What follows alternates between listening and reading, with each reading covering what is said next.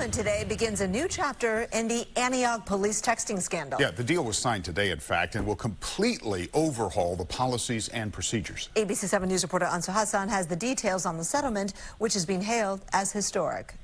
We have signed this agreement. Each have a copy.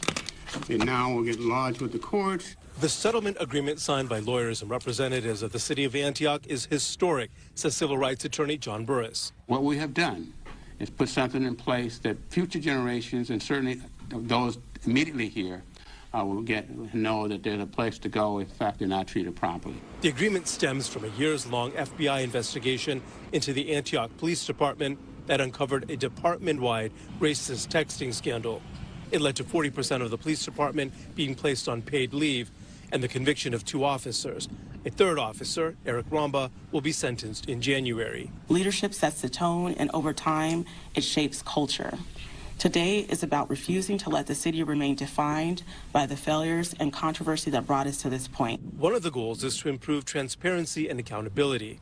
Some of the key provisions include better training programs for officers, an early warning system to identify officer misconduct, more rigorous oversight, an independent monitor to oversee the enforcement of the agreement, and more data and analysis, all to be completed within 5 years. It is going to entail analysts and sworn personnel so that we can gather information and put it out for the community to see. Burris says this agreement is more comprehensive with more enforcement than a similar agreement reached with the U.S. Department of Justice.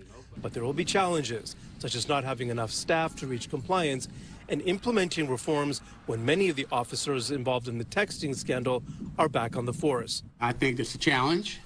If it were up to us at the time, we would not have want any of these officers to come back. We are very much rebuilding the police department, but we are also understanding that as we rebuild, we are changing the culture. The city says some of the reforms are already underway. In Oakland, Ansar Hassan, ABC 7 News.